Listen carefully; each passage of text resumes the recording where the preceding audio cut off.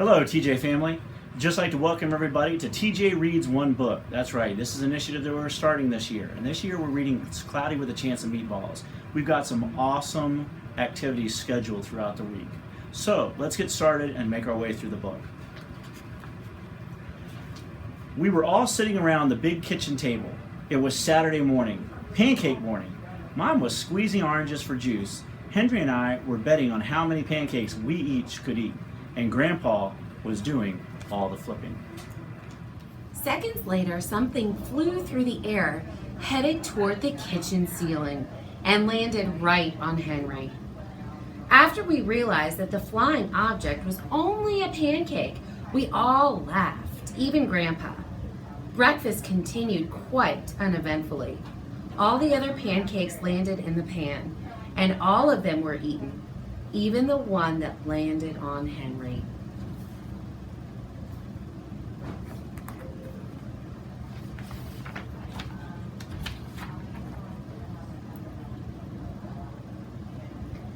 That night, touched off by the pancake incident at breakfast, Grandpa told us the best tall tale bedtime story he'd ever told. Across an ocean, over lots of huge bumpy mountains, across 3 hot deserts and 1 smaller ocean, there lay the tiny town of Chew and Swallow. In most ways, it was very much like any other tiny town. It had a main street lined with stores, houses with trees, and gardens around them, and a schoolhouse, about 300 people, and some assorted cats and dogs. But there were no food stores in town of Chew and Swallow. They didn't need any. The sky supplied all the food they could possibly want. The only thing that was really different about Chew and Swallow was its weather. It came 3 times a day at breakfast, lunch, and dinner. Everything that everyone ate came from the sky. Whatever the weather served, that was what they ate. But it never rained rain. It never snowed snow. And it never blew just wind. It rained things like soup and juice. It snowed mashed potatoes and green peas. And sometimes the wind blew in storms of hamburgers. The people could watch the weather report on television in the morning, and they would even hear a prediction of the next day's food. When the townspeople went outside, they carried their plates, cups, glasses, forks, spoons, knives, and napkins with them. That way, they would always be prepared for any kind of weather. If there were leftovers, and there usually were, the people took them home and put them in the refrigerators in case they got hungry between meals. The menu varied. By the time they woke up in the morning, breakfast was coming down. After a brief shower of orange juice, low clouds of sunny-side-up eggs moved in, followed by pieces of toast. Butter and jelly sprinkled down for the toast, and most of the time it rained milk afterwards. For lunch one day, frankfurters, already in their rolls, blew in from the northwest at about 5 miles an hour. There were mustard clouds nearby. Then the wind shifted to the east and brought in baked beans. The drizzle of soda finished off the meal. Dinner one night consisted of lamb chops, becoming heavy at times with occasional ketchup. Periods of peas and baked potatoes were followed by gradual clearing, with a wonderful jello setting in the west. The sanitation department of Chew and Swallow had a rather unusual job for a sanitation department. It had to remove the food that fell on the houses and sidewalks and lawns. The workers cleaned things up after every meal and fed all the dogs and cats. Then they emptied some of it into the surrounding oceans for the fish and turtles and whales to eat. The rest of the food was put back into the earth so that the soil would be richer for the people's flower gardens. Look at that, they're scooping it all up. Why just picking up that food? Right, so that they can use it in other areas. And there's 2 giant meatballs. Why? Life for the townspeople was delicious until the weather took a turn for the worse. One day there was nothing but Gorgonzola cheese all day long. Do you think that cheese smells good? No. Why not? Because it's gross. Because they have clothespins on their noses. Yeah. And the next day there were Brussels sprouts and peanut butter with mayonnaise. The next day there was only broccoli, all overcooked. I love broccoli. Another day there was a pea soup fog. Yum! No one could see where they were going, and they could barely find the rest of the meal that got stuck in the fog. The food was getting larger and larger, and so were the portions. The people were getting frightened.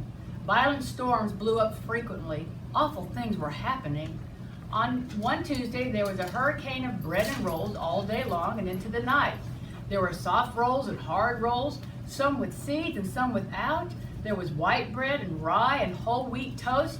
Most of it was larger than they had ever seen bread and rolls before. It was a terrible day. Everyone had to stay indoors. Roofs were damaged. The sanitation department was beside itself. The mess took the workers 4 days to clean up, and the sea was full of floating rolls. To help out, the people piled up as much bread as they could in their backyards. The birds picked at it a bit, but it just stayed there and got staler and staler. There was a storm of pancakes one morning and a downpour of maple syrup that nearly flooded the town. A huge pancake covered the school. No one could get out because of its weight, so they had to close school. Yes!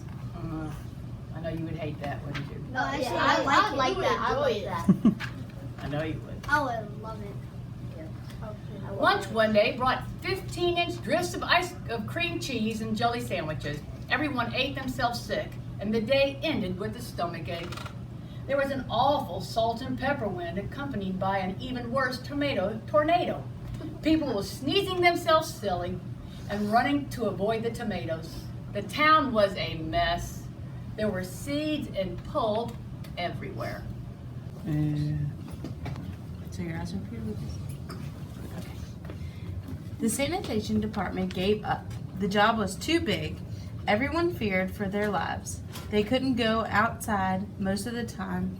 Many houses had been badly damaged by giant meatballs. Stores were boarded up, and there was no more room in the school for children. So a decision was made to abandon the town of Chew and Swallow. It was a matter of survival. The people glued together the giant pieces of stale bread, sandwich style, with peanut butter, took the absolute necessities with them, and set sail on their rafts for a new land. After being afloat for a week, they finally reached a small coastal town, which welcomed them. The bread had held up surprisingly well enough for them to build temporary houses for themselves out of it. The children began school again, and the adults all tried to find places for themselves in the new land. The biggest change they had to make was getting used to buying food at a supermarket. They found it odd that the food was kept on shelves packaged in boxes, cans, and bottles. Meat that had to be cooked was kept in large refrigerators. Nothing came down from the sky except rain and snow. The clouds above their heads were not made of fried eggs. No one ever got hit by a hamburger again. And nobody dared go back to Chew and Swallow to find out what had happened to it. They were too afraid. Henry and I were awake until the very end of Grandpa's story. I remember his goodnight kiss. The next morning, we woke up to see snow falling outside our window. We ran downstairs for breakfast and ate it a little faster than usual so that we can go sledding with Grandpa. It's funny, but even as we were sliding down the hill, we thought we saw a giant pat of butter on the top, and we could almost smell the mashed potatoes. Thank you for joining us as we made our way through Cloudy with a Chance of Meatballs. We appreciate you reading with us, being part of the TJ family, and we look forward to seeing everyone Friday night at our movie night.